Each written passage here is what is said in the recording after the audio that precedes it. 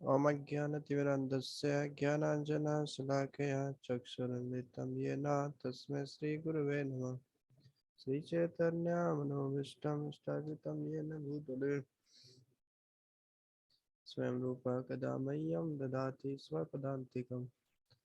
नमो विष्णुपादाय कृष्णपृष्ठाय भूतले श्रीमते भक्तिवेदान्त स्वामिनिति नामिने। नमस्ते सरस्वते देवे गौरवाणी प्रचारिणे निर्विशेष शून्यवादी पाश्चात्य देश तारिणे। जय श्री कृष्ण चैतन्य प्रभु नित्यानंद श्री अद्वैत गदाधर श्रीवासादि गौर भक्तवृंद।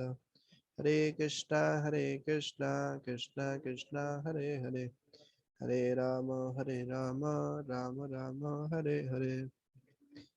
तो पिछली क्लास से आगे देखते हैं। पिछली क्लास में हमने देखा था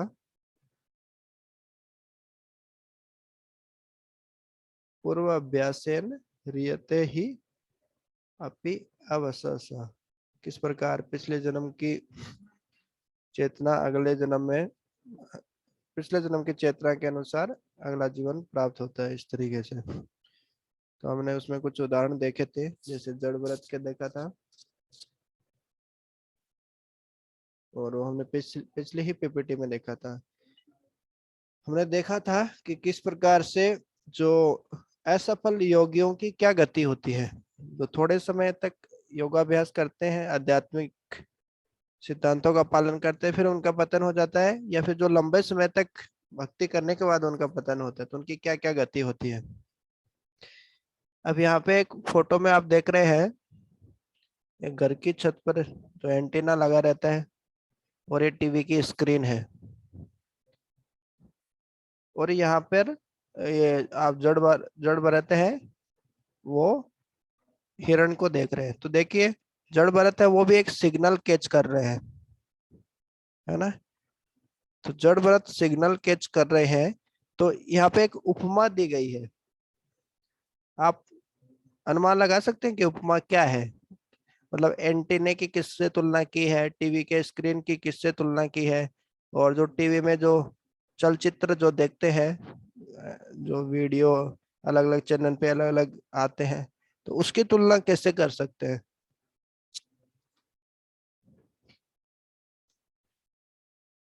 तो इसमें बता रहे हैं कि जिस तरीके से हवा में जो टीवी की जो तरंगे होती है, रेडियो तरंगे जो होती है, वो हवा में रहती है, लेकिन दिखती है क्या? नहीं दिखती है। लेकिन जो एंटीना रहता है वो उसको पकड़ के कैच कर लेता है, और कैच करके वो टीवी पे हमें दिख जाती है। देखो ऐसा वीडियो है, ऐसा लड़का है, ऐसी मूवी चल रही है, ऐसा न्यूज़पेपर है, ये रसिया का सैनिक है, ये यूक्रेन का सैनिक है। तो इस तरीके से, तो उसी तरीके से एंटीना है हमारा, हमारे मन और बुद्धि। हमारे मन और बुद्धि हमारे क्या है जी? एंटीना है। वो अलग अलग चीजों को पकड़ लेते हैं, हमें दिखती नहीं है कौन कौन सी चीजों को पकड़ के रखे हैं। ऐसे रेडियो तरंगे होती है, वो दिखती नहीं है। रेडियो तरंगे भले ही दिखती नहीं हो, लेकिन रेडियो तरंगे तो होती है। इंग्लिश में। और रेडियो तरंगे तो होती है ना। उसी तरीके से हमारी अलग अलग इच्छाएं तो होती है। तो हमारी अलग अलग इच्छाओं को एंटीना पकड़ लेता है ऐसे। एंटीना क्या होता है? मन और बुद्धि। और उस एंटीना जो जिन जिन इच्छाओं को, जिन जिन तरंगों को पकड़ता है, उनको ही टीवी पे ऐसे दिखाता है। तो उसी तरीके से हमारा मन और बुद्धि जिन इच्छाओं को पकड़ता है, मरने के बाद वैसा ही फोटो अगले जन्म में आ जाता है। मतलब अगले जन्म में आप कुत्ता बन सकते हैं, बिल्ली बन सकते हैं, मोर बन सकते हैं, तोता बन सकते हैं, इस तरीके से। तो ये तुलना की गई है। तो एंटेने की तरह हम भी अलग अलग सिग्नल पकड़ते रहते हैं, अलग अलग जो हमारी इच्छाएं होती हैं उस हिसाब से। और उस हिसाब से अलग अलग टीवी पे अलग अलग हमारी फोटोएं आती रहती है, अलग अलग शरीर हमें मिलते रहते हैं।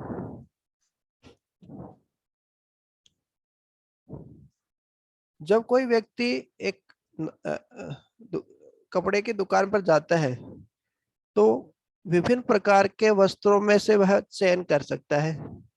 जैसे किस प्रकार का कमीज उसको चाहिए, किस प्रकार का सूट उसको पहनना है, किस प्रकार का पायजामा जींस पैंट उसको पहननी है। तो उसी प्रकार से हम 84 लाख योनियों में अलग अलग ड्रेसों का चयन कर सकते हैं। मुझे कुत्ते की ड्रेस चाहिए कि मुझे मोर की ड्रेस चाहिए।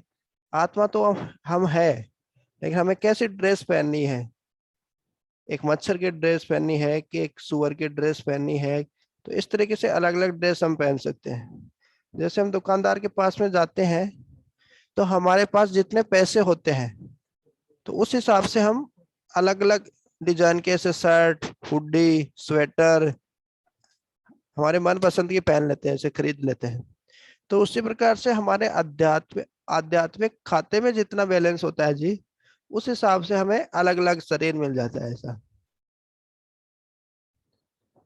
जैसे कुछ फटी जींस पहनते हैं तो कुछ फटा हुआ शरीर मिल जाएगा, ऐसा किसी जानवर का शरीर।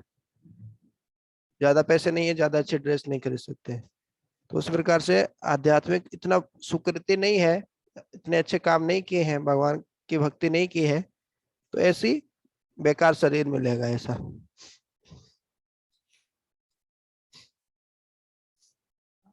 ये आपको हमने पहले भी देखा था कि जिस तरीके से कोई व्यक्ति ज्यादा सोता है तो वो क्या बनता है? भालू। हाँ, वो बनता है पोलर बियर, ध्रुवीय ध्रुवीय भालू बनता है वो। और ध्रुवीय भालू जो होता है जी, उसकी क्या विशेषता होती है? 5 महीने सोता है। हाँ, 6 महीने वो सोता है इस तरीके से।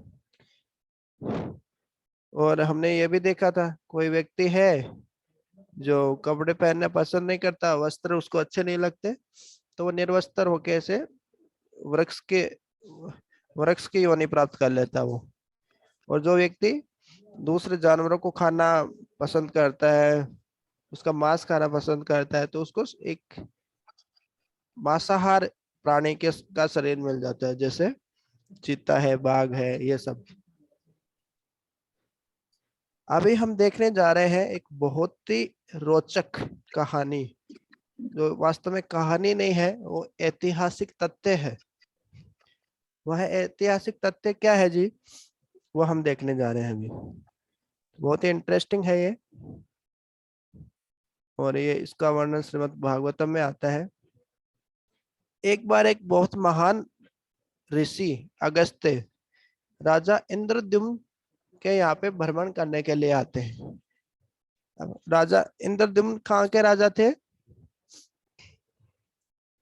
इंद्रद्युम्न जो थे वो कहाँ के राजा थे?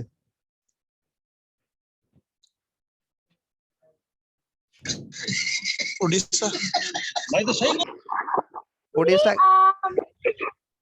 जगन्नाथपुरी। राजा राजा प्रताप रुद्र की बात कर रहे हैं आप। जो राजा इंद्रद्युम्न थे, वो थे अवंतिका के राजा थे। अवंतिकापुरी। अवंतिकापुरी मतलब जहाँ पे मैं बैठा हूँ, उज्जैन। उज्जैन नगरी के राजा थे। और जब जगन्नाथ जी कैसे प्रकट होते हैं, तो उसमें भी जब आप अभय चरण देखेंगे तो उसमें भी राजा इंद्रद्युम्न का नाम आता है। उनके कारण ही जगन्नाथ जी प्रकट होते हैं इस तरीके से। तो जो इंद्रद्युम्न राजा के यहाँ पे कौन कौन से ऋषि आते हैं भ्रमण करते करते? अगस्त ऋषि। हाँ, अगस्त्य मुनि आते हैं उनके यहाँ पे। लेकिन अगस्त्य मुनि क्या कर रहे होते हैं?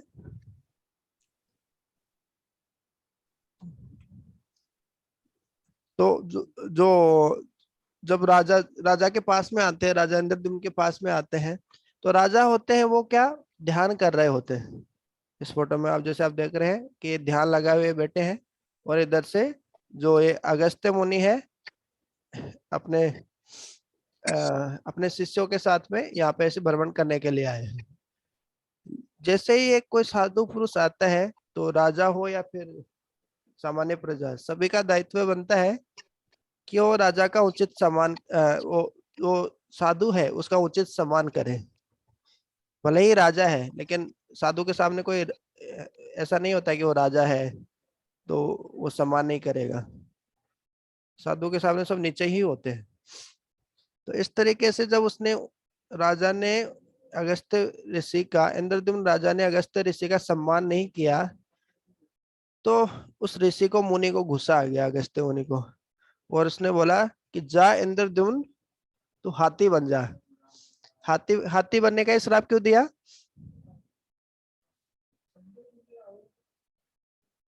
हाथी बहुत बलवान होता है। तो बलवान होता है तो इस बलवान से क्या संबंध है?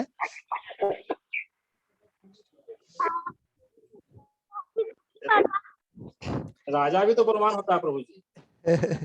नहीं, इसका ऐसे है कि जो राजा है, राजा को मतलब कोई परवाह ही नहीं थी। मतलब वहां उधर से इतने बड़े मुनि, अगस्त्य मुनि जा रहे हैं, और उसके बाद में भी ध्यान लगाए बैठे उनको कि उनका उचित सम्मान करना है, सत्कार करना है, उसकी कोई परवाह ही नहीं थी।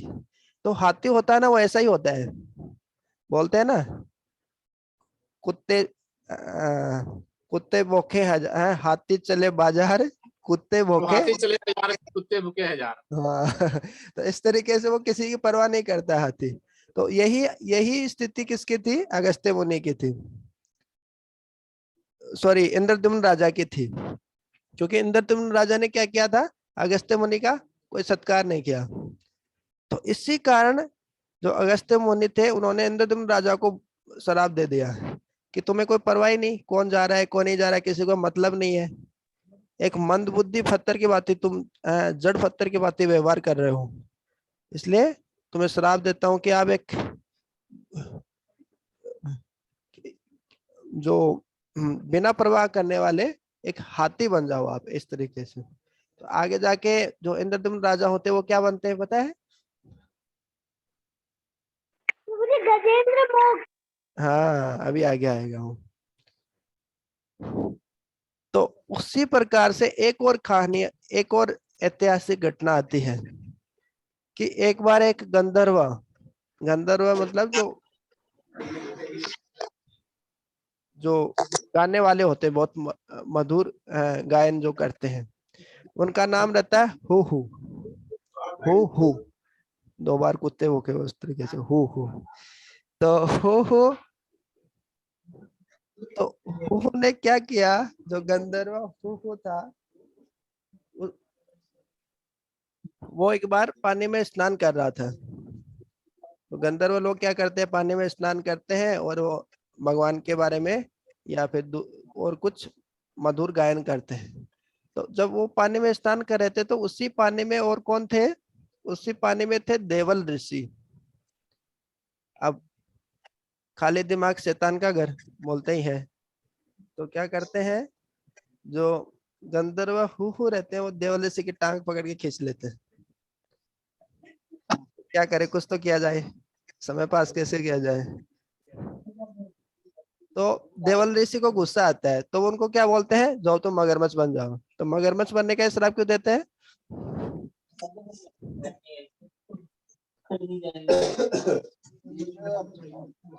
मगरमच्छ बनने का ही श्राप क्यों देते हैं?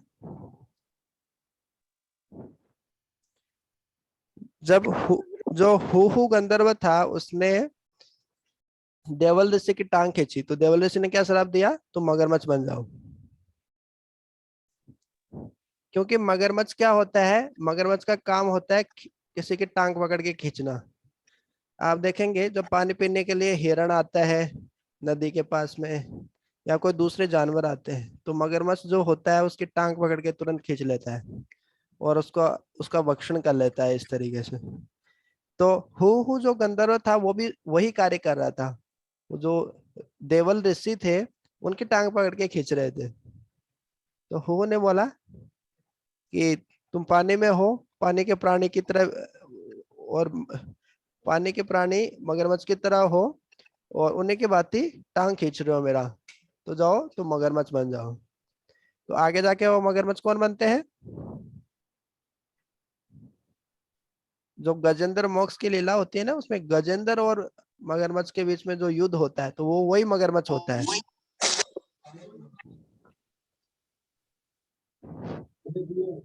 तो लेकिन क्या हुआ, जब साधु लोग जब कृपा करते हैं तो वो तो अच्छी बात है ही, लेकिन जब साधु लोग शराब भी देते हैं, किसी को कटु शब्द भी बोलते हैं, तो उससे भी उसका फायदा होता है। जैसे गौर किशोर दास बाबू जी महाराज के पास में जब लोग जाते थे कि हमारा ऐसा कर दीजिए, हमारा वैसा कर दीजिए, हमारी नौकरी नहीं लग रही, ये नहीं हो रहा, तो बोलते थे जा जा बेटा तेरा सत्यानाश हो जाएगा, इस तरीके से आशीर्वाद देते थे। तो साधु लोग भले ही आशीर्वाद दे या शराब दे, दोनों ही अच्छे हैं। तो इस तरीके से जो एक तो बन गया गजेंद्र, है हाथी बन गया, और दूसरा बन गया मगरमच्छ। हाथी कौन बना?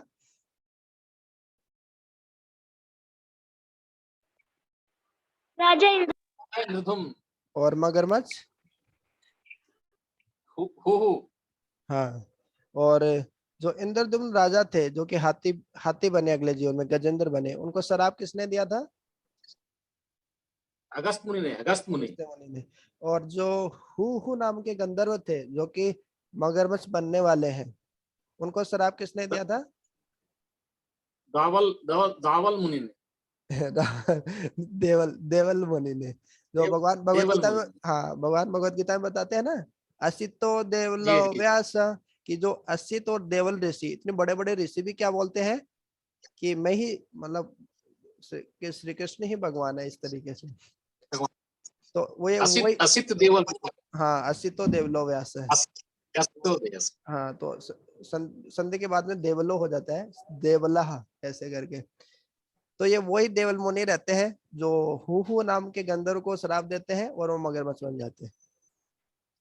तो लेकिन शराब किन्होंने दिया है? देखिए दोनों मुनि थे, तो मुनि लोग जब शराब भी देते तो जीव का कल्याण होता है, तो दोनों को ही, गजेंद्र और मगरमच्छ को, अगले जीवन में हरि के दर्शन होते हैं।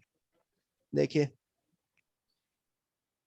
तो यहाँ पे महत्वपूर्ण बात यह है कि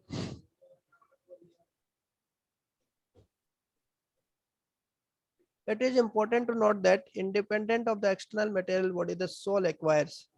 The soul has a particular form called Swarup, which is his external eternal form in the spiritual world. That form does not change when the soul moves from one body to. तो इसमें बता रहे हैं कि हमारा एक वास्तविक रूप होता है, स्वरूप होता है आध्यात्मिक जगत में, और वो कभी बदलता नहीं है। लेकिन अलग अलग भौतिक जगत में जब हम अलग अलग योनियों में जन्म लेते हैं, तो हमारा जो ड्रेस है, हमारा शरीर है, वो बदलता रहता है इस तरीके से। जिस तरीके से हमने देखा, जो हु नाम का गंधर्व था वो मगरमच्छ बन गया, और जो इंद्रदुम्न जो राजा थे वो गजेंद्र बन गए, इस तरीके से। तो एक उदाहरण के लिए आप ऐसे समझ सकते हैं, यहाँ पे बहुत प्रकार के ग्लव्स हैं। देखिए ये वाला कौन सा ग्लव्स है, कब यूज करते हैं ये वाला ग्लव्स? प्रभु जी ऑपरेशन के टाइम। हाँ ऑपरेशन के टाइम। और ये वाला?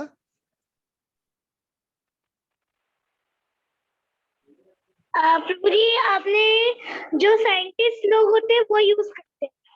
साइंटिस्ट लोग तो पता नहीं, लेकिन जो घर में आते हैं ना इलेक्ट्रिक, जब कुछ प्रॉब्लम आ जाती है तो इलेक्ट्रिकल वायर वगैरह जो रिपेयर करने के लिए आते हैं, वो ऐसा यूज करते हैं। इलेक्ट्रीशियन। हाँ इलेक्ट्रिशियन जो होता है। और ये ग्लव्स कौन यूज करता है? ये बॉक्सिंग वाले जो बॉक्सिंग करते हैं। हाँ सार्थक प्रभु को सब पता है। तो जिस प्रकार से व्यक्ति अपनी जरूरत के हिसाब से अलग अलग प्रकार के ग्लव्स पहन लेता है, उसी प्रकार से आत्मा अपनी इच्छा और गतिविधियों के हिसाब से अलग अलग शरीर धारण कर लेती है। अब किसी को गंदगी पसंद है, गंदे विचार ही पसंद है, अच्छी बातें उसको बिल्कुल पसंद ही नहीं आती, बोले अरे भगवत गीता भागवतम क्या, हम तो मूवी की बातें बताओ, सिनेमा की बातें बताओ। तो उनको बोलेंगे हाँ एक गंदा शरीर ले लो, सुअर का शरीर मिल जाएगा, इस तरीके से। तो सबकी अलग अलग इच्छाओं, गुण और कर्म के हिसाब से अलग अलग उनको शरीर प्राप्त हो जाता है। जिस प्रकार से अलग अलग कार्य, अब बॉक्सिंग करने के लिए ये वाले ग्लव्स पहन के थोड़ी ना जाओगे आप, हाथ टूट जाएंगे आपके। और इलेक्ट्रिशियन इस वाले ग्लव्स को पहन के रिपेयर करेगा तो क्या करंट चिपक जाएगा वो। तो इस प्रकार से उसके अलग, हाँ, तो इस प्रकार अलग अलग जरूरत के हिसाब से अलग अलग ग्लव्स पहनते हैं। उसी प्रकार से जो आत्मा है अपनी अलग अलग जरूरत और इच्छाओं के हिसाब से अलग अलग शरीर धारण करती है जी। तो यहाँ पे ये हमारी जो पिछली क्लास है उससे संबंधित गतिविधि है। तो उसमें आपको ऑर्डर में अरेंज करना है। पहले बताना है कि कौन सा आएगा, उसके बाद में कौन सा आएगा, फिर कौन सा आएगा, ये बताना है। पहला है जो प्राणी है वो एक बार फिर से उसको मानव शरीर प्राप्त होता है। दूसरा ऑप्शन है आत्मा एक विशेष माँ के गर्भ में प्रवेश करती है पिता के वीर्य के माध्यम से। तीसरा है मृत्यु के समय हमारी जो मानसिक सोच दशा होती है वही हमारी अगला जीवन हमारा निर्धारित करती है। चौथा है मनुष्य अनाज को खा लेता है और वो वीर्य में बदल जाता है। पांचवा उसके बाद में अलग अनाज के रूप में वो बदल जाता है। छठा ऑप्शन है जो प्राणी है वो फिर से आता है और उस भौतिक मार्ग पर चलता है। सातवां है मृत्यु के समय अपना शरीर छोड़ देता है। आठवां प्राणी पृथ्वी पर वर्षा के रूप में नीचे गिरता है। तो आपको इसको व्यवस्थित करना है, अरेंज करना है कि पहला कौन सा आएगा, फिर कौन सा आएगा, फिर कौन सा आएगा, इस तरीके से। तो सबसे पहले कौन सा आएगा?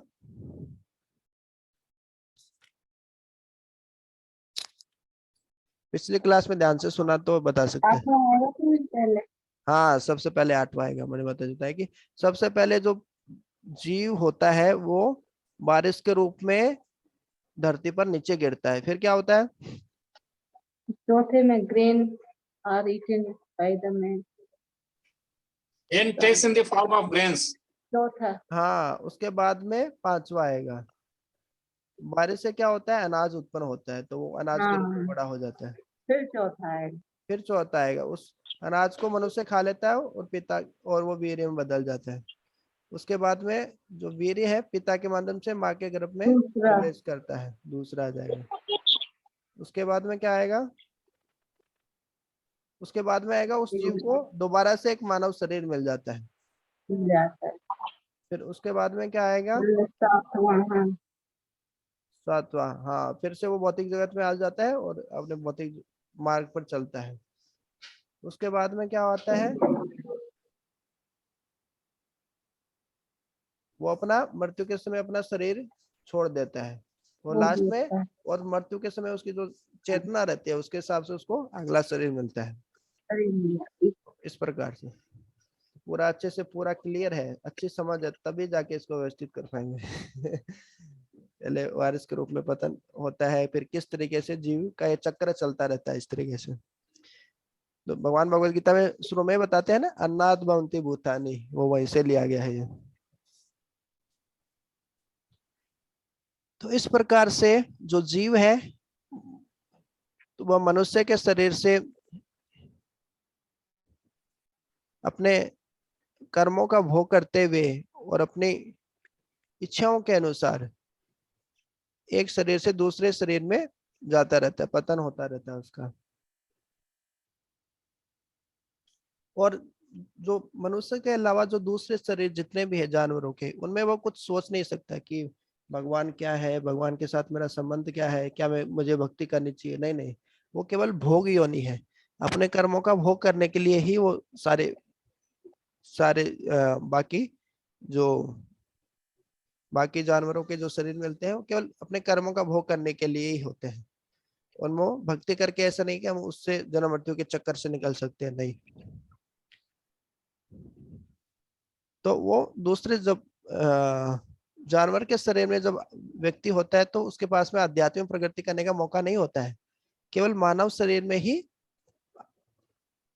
भक्ति करने का मौका होता है। ये वाला श्लोक हमने पहले भी देखा था हृदयहम आद्यम सुलभम सुदुर्लभम पल्लवम सुकल्पम गुरु कर्णधारम। तो किस तरीके से मानव शरीर है वो एक नौका के समान है और गुरु उसके कैप्टन है और सारी हवाएं भी अनुकूल है। उसके बाद में भी कोई व्यक्ति भक्ति नहीं करता है, मतलब वो आत्महा वो एक तरीके से अपनी आत्महत्या कर रहा है जी। इस तरीके से पूर्ण पुरुषोत्तम भगवान श्री कृष्ण तो अपनी माया शक्ति का विस्तार करते हैं और अनगिनत प्रजातियों का निर्माण करते हैं, जहाँ पे जो बद्ध जीवात्माएं हैं अपने अपने अपने इच्छा के अनुसार अलग अलग रूप धारण करती है। तो हमने पहले देखा था पिछले वाले में कि कितने मनुष्य के कितने प्रकार होते हैं, जो पादप है उनके स्थावर के कितने होते हैं, जो जल में रहने वाले प्राणी कितने प्रकार के होते हैं, याद है? जलजा नवलक्षाणी, जल में रहने वाले कितने हैं? 9 लाख 9 लाख प्रकार के। उसके बाद 9 में लाख प्रभु जी बर्ड 10 लाख बर्ड्स कितने होते हैं? 10 लाख 10 लाख प्रकार के बर्ड्स होते हैं। और जो वृक्ष 20 लाख, वृक्ष 20 लाख 20 प्रकार लाख। के होते हैं। और बाकी और 30 लाख, कीड़ा मकोड़ा प्रभु जी 4 पैर वाले 30 लाख। एक था ना कि कीट रुद्र संख्या 11 लाख। 11 लाख। कीड़े मकोड़े। हाँ कीड़े। तो इस तरीके से अलग अलग प्रकार की जो 84 लाख योनियां है, तो उसमें 4 लाख प्रकार के मनुष्य हैं, 9 लाख प्रकार के जलचर है, फिर स्थलचर है, नभचर है, इस तरीके से अलग अलग। ठीक है, आगे देखते हैं। तो केवल एक मानव शरीर में ही एक जीवात्मा ऐसे दृढ़ निश्चय कर सकता है कि मुझे तिरुपति बालाजी की पहाड़ियों पे चढ़ाई करनी है, या मुझे एकादशी या दूसरे शुभ दिनों पर व्रत रखना है, या कुछ रीति रिवाज के नियमों का पालन करना है दृढ़ निश्चय के साथ, अपने इंद्रियों पर संयम नियंत्रण रखना है और आध्यात्मिक मार्ग का अनुसरण करना है, इस तरीके से। लेकिन आप कभी भी एक कुत्ते को नहीं देखेंगे कि एक कुत्ता बैठा बैठा एक ऐसे दृढ़ निश्चय कर रहा है, उसने एक संकल्प लिया है कि देखो मैं आज एकादशी है और आज मैं निर्जला करूंगा। नहीं, कुत्ता या दूसरे जानवर ऐसे कभी संकल्प नहीं कर सकते हैं, या बैठे बैठे ऐसे कभी चिंतन भी नहीं कर सकते हैं वो, क्योंकि उनके पास इतना विवेक नहीं है, वो भोग शरीर है इस तरीके से। तो इस तरीके से देखते हैं, जैसे कुंभ मेले में है, करोड़ों करोड़ों लोग आते हैं। क्यों आते हैं? क्योंकि उनकी बुद्धि, उनकी समझ इतनी है, वो आध्यात्मिकता को समझ सकते हैं। लेकिन ऐसा कभी नहीं होता, देखिए कि करोड़ों करोड़ों कुत्ते और बिल्लियां एक जगह हो गए हैं, इकट्ठा हो गए हैं, तो वो हो नहीं सकते हैं इस तरीके से।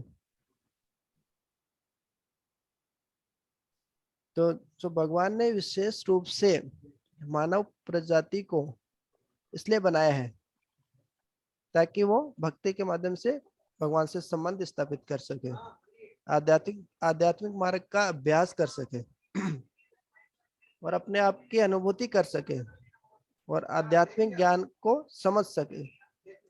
ज्ञान तो सभी को होता है, इसमें लिखा है स्पीक रियलाइज्ड नॉलेज, उसका अपने जीवन में उस ज्ञान को लागू भी कर सकते हैं वो मानव शरीर में जब व्यक्ति होता है तो, और वो संकल्प ले सकता है और वापस भगवत धाम भी जा सकता है। तो मानव जीवन का यही उद्देश्य है। बाकी आहार निद्रा भय मैथुन सामान्य मत पशु भी नारायण, तो वो तो बाकी दूसरे प्राणी भी कर सकते हैं, उसमें कोई विशेष बात नहीं है, इस तरीके से बता रहे हैं इसमें। तो इस तरीके से एक व्यक्ति को अपने मन को नियंत्रित करना चाहिए और अपनी इंद्रियों को भगवान की सेवा में मानव जीवन के सही उद्देश्य में लगाना चाहिए। तो इस तरीके से अपने आप का शुद्धिकरण करके व्यक्ति भगवत धाम को पुनः लौट सकता है और इस कलयुग में आध्यात्मिक मार्ग का अनुसरण करने का तात्पर्य है हरे कृष्ण महामंत्र का प्रतिदिन जप करना। तो इसी के साथ ये टॉपिक खत्म होता है।